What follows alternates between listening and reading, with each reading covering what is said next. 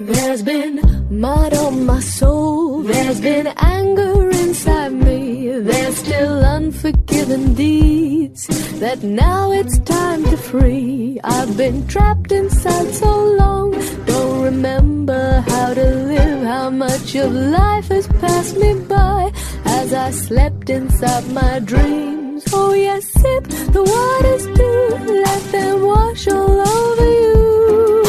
Here you are at last, free yourself from past and walk into the new. Be guided by what's true, causing no one harm, least of all. Om Namah Shivaya Gurave Sat-Chit-Anand Murtaye Nishprapanchaya Shantaya Niralambaya Tejase. Satyam Shivam Sundaram Sansarasaram Abhayankaram Dukhaharam Karunavataram Jyotirmayam Swayambhu Prakritistudaram Shivasmarami Jagat Swami Nirvikaram. Om Shanti. Dear happiness, I hope you will never forget my address. The poet is addressing to happiness, but I hope that you will never forget my address. The desire to seek happiness, to be happy, is so deep in the consciousness. There is no one who doesn't want to become happy. But how to become happy is really $1 million question for both those who seek the worldly path and even those who seek the spiritual path. But there is error or misunderstanding about terminologies. People call pleasure as happiness. Pleasure comes from things, from objects, even from persons. Pleasure is a sensation, a thrill. I eat something, I feel pleasure. I drink something, I feel pleasure. Sukh. But happiness is higher than pleasure, slightly above. It is not coming from objects or from outside. Happiness comes from within. And the third is joy, which is a higher form of happiness. And the fourth is bliss. So these are 4 terminologies. Pleasure is purely animal. Happiness is human. Joy is superhuman. And bliss is divine. So journey from pleasure to happiness, from happiness to joy, from joy to bliss, Ati Indriya Sukh. Pleasure is the lowest, but in the world, people equate pleasure with happiness. But pleasure is not tantamount to happiness. Pleasure is the lowest link. So anything that is coming from outside, or anything which is causing pleasurable sensation, is just pleasure. It's not happiness. It's a thrill. And pleasure is a trap. Pleasure is addictive. The greatest of the addictions are 2, food and lust. Why this is addictive? Because it gives pleasure. In fact, it is not the food or the lust that person is addicted to, because both these things create some pleasurable sensation in the body. So the addiction is to these sensations. Addiction is not to food. Addiction is not to person or the act. That things create a sensation in the body. And sensations are of two types: pleasurable, unpleasurable, sukhad, dukhad. Some are neutral, but basically these two. Pleasurable sensations again are of two types: gross and subtle, sthul, sukshma. So these sensations create a trap. Those which are pleasurable sensations, we get addicted, and those which are unpleasurable, we want to avoid. I put a hand in fire, I get burnt. I don't want to put it again. But if somebody touches somebody and the pleasure is created, the food touches the tongue, the pleasure is created, the sensation is created. So the addiction is not to the food, it is to sensation. That's why a person who is born blind, even he is not free of lust. He has not seen the face of woman, or the woman has not seen the face of man. And yet, there is lust addiction. Why? So it means it is not the eyes, it is not the ears, it is not the skin, it is not the sound, it is the sensation which is created. See, all the work has to be done at the level of sensation. So now what to do? There is a pleasurable sensation here. So should I hate sensation? All the search is for happiness. So should I hate happiness in order to get rid of this too? Because they both give happiness. Now what to do then? There is one more method. See them as a detached observer. They are temporary. There is a pleasurable sensation here. So after some time it will turn into unpleasurable. The body is changing. The sensations are changing. So watch them as a detached observer. It is anitya. It is temporary. It is there, now it will go away. It is there, it is go away. This is the most potent method because sensations are connected to subconscious mind. Watching sensation as a detached observer takes you towards subconscious mind because they are directly connected to subconscious. That's why these two addictions are most difficult. God is on this earth from last 80 years. The addictions are same. When he came, the same addictions were there. He has given hundreds and murlis and everything. The addictions are still there. Some have reached the stage of total victory. Those who have gone into the depth of all of the murlis and tried to understand the nature of pleasure. If you try to suppress, it will not get suppressed. If you try to avoid, it will not get avoided. If you try to tolerate, it doesn't work. When you understand the nature of things, how they are working, and gradually you get rid of them. So know what is pleasure, know what is happiness. Happiness is something which is higher than pleasure. It is of mind.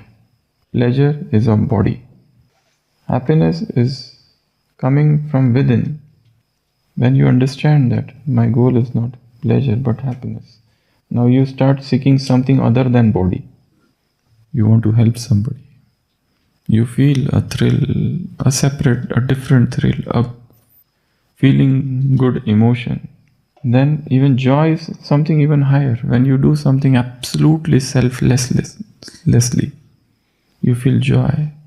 Or you're filled with love for God, you feel joy. Bliss is absolutely higher. It's divine. It is not dependent on persons. It is not dependent on objects. It is not dependent on anything of this world. It is not dependent on anything which is outside. It is within. It is a fountain which is within. So that is bliss. We have heard in Murli this slogan, Sukh, do, Sukh, lo. Take happiness and give happiness. Take happiness, give happiness. Is an happiness an object? Give, take. There are happiness scientists. They work on happiness. Happiness scientist. And they say that those who are happy people, there are happy people and unhappy people. So happy people die. Unhappy people die about 9 years earlier than happy people.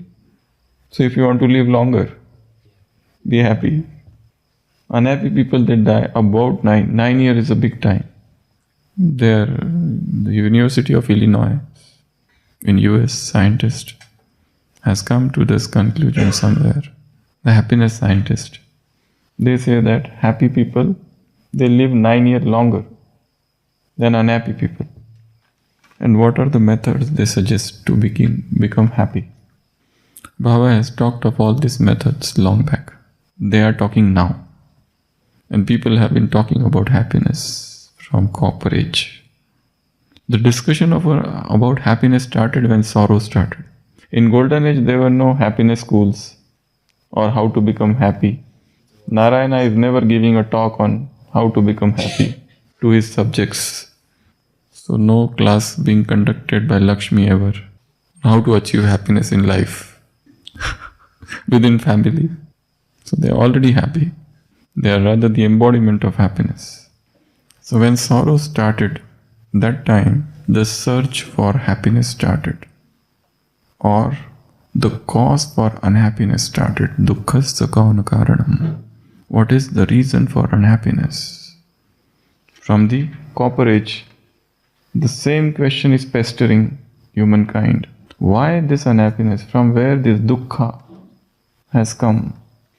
Buddha left his entire kingdom to know the cause of this unhappiness. And he came to the conclusion that desire is the cause of unhappiness. The desire can be eliminated. There is a method. It can be achieved. So as I said, it's a journey from pleasure to happiness, and from happiness to joy, and from joy to bliss. 90% of the human are trapped in pleasure, which is coming from sense enjoyment. And they call pleasure as happiness. They call lust as happiness. But they have no idea of this higher level of happiness. When you do something selflessly for somebody, this is an entirely different thing.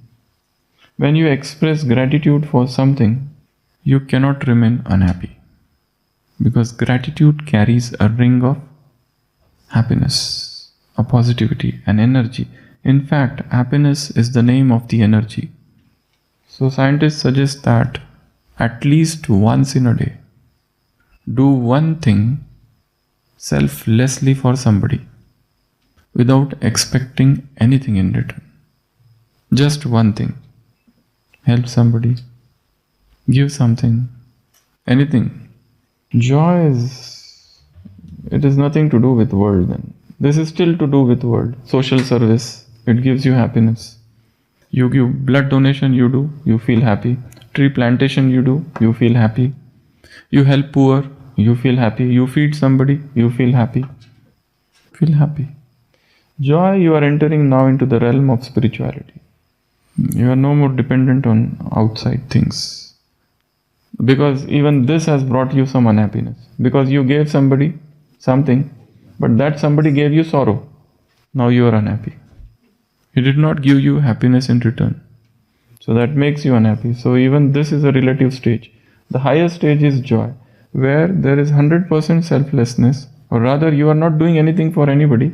You are doing everything for yourself, but in its return, the world is affected. The world is becoming happy. But you are least concerned. You are not concerned with you don't want anything in return. Here there is still a desire for return. If somebody is sick and I attend that person. So when I am sick, I expect that he should at least bring a bouquet. If not, attend me. A call, how are you? And bliss is purely divine. Absolutely divine. It is, you get happiness within yourself. You are lost in meditation. Santushtaha satatam yogi. Yogi's santushtata, yogi's satisfaction is his own. Purely spiritual. He's just sitting. He doesn't want anything. Nothing means nothing. The yogis sit in the Himalayas. There is no food there. There are no clothings there. There are no facilities, nothing. Yet they remain happy. Why? They are lost in this bliss stage. So these are the gradings of happiness, and there are 4 methods to become happy. And when you are happy, you automatically give. Giving becomes a passive process. Active is you remain happy, but the happiness is so much full. You are full that it is overflowing. So that is becoming. And taking happiness, as I said, taking sorrow can make you unhappy. But then you already crossed the stage of happiness, you reached joy. And even higher than that is bliss. So when you are lost in remembrance of Baba, you are already in that stage of happiness. You never take sorrow. Even if somebody is giving you sorrow, even if somebody is cruel, somebody is oppressing you, somebody is complaining against you, but you have one feeling in your heart. And what is that? That is the first method of becoming happy. Karuna, compassion. What is the method? Compassion. Compassion means every worst human being has got a soft corner within. Even if the person is Ravan, there is a hidden Ram there. So compassion is to see that Ram in everyone. This is Karuna. The person is attacking you, hitting you, but you don't feel any hatred for that person. Why?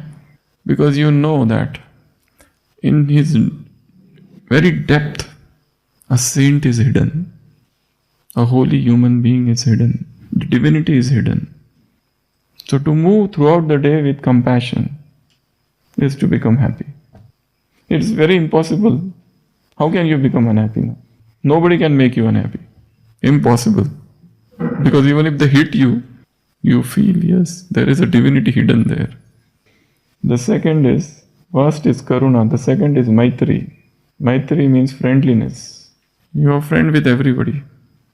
Even if those who have feeling of enmity for you, you still feel that they are my friends. Baba there was one yogi or sadhu staying behind Bridgekoti, and he used to shout at Baba. But Baba used to say, he is my best friend. Those who come and praise you, what they teach you? Nothing. Somebody comes and says, you are such a great yogi. What I have learnt? I have become happy. That's it. But somebody says, I don't see a single feature of yogi in you. I have no sleep whole night. He took away my sleep. Churning started. Automatic churning. Earlier no churning.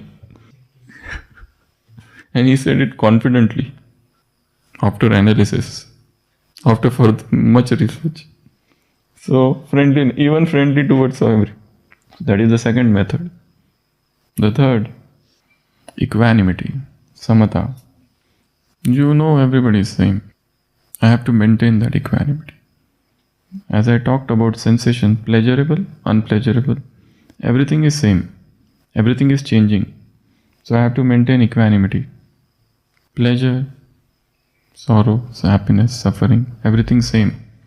Now there is a victory. After some time there would be defeat. Now today there is a good yoga. Forget. Tomorrow there will be no yoga. Today you got up at 2 a.m. Don't be so happy. Tomorrow you are going to get up at 8 a.m. after Murli class. And everybody gets to know about it. That further adds to our sorrow. Or somebody enters your room and they find you sleeping. And you were talking of giving lecture on getting up at 2 a.m. And then you have to create lies. I'm not feeling well. But yesterday you were on it. Last night it started, midnight.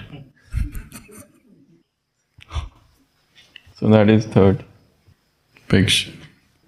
And last, fourth, cheerfulness. Mudita. Cheerfulness. There are laughter clubs in the world. They sit, and what they do?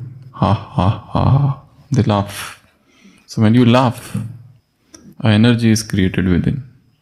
Happiness hormones are created within. But if you look unhappy, sullen, the tense face that creates tension. And when you are remaining stressed for a long time, then you want to release that stress after some time. So how do you release? The release is loss of energy. That is a loss. Or it can be sudden anger or sudden lust, burst of lust, where you release your pent up, stored energy. That's why stress is very dangerous. For this reason, it leads to some self-gratification processes. So these are the 4 methods. Karuna. See everyone, there is a hidden purity, hidden divinity. Second, Maitri. The whole world, Vasudhaiva Kutumbakam, is my friend. They are helping me to become complete. Third, Samatha. Everything is same. Tomorrow, whatever that is happening, insult, appreciation, same. You remain detached. And the fourth, Mudita. Mudita is a higher word. Cheerfulness is just near about. It's a very high. Mudit. Extreme happiness or cheerfulness. Your face is full of joy, bliss, thrill. So Baba says, Sukh do and take. Don't take sorrow. So when you are situated in Samatha, it is impossible for you to take sorrow because you know that everything is same. Somebody praises, somebody doesn't. Victory, defeat. Winter, summer, everything changing. Now somebody says, now the weather is very good. We should do good Purusharth. What good? Even if it is rain, it is good. Even if it is winter, it is good. Winter, rain, summer, everything same. Purusharth should remain as it is. Om Shanti.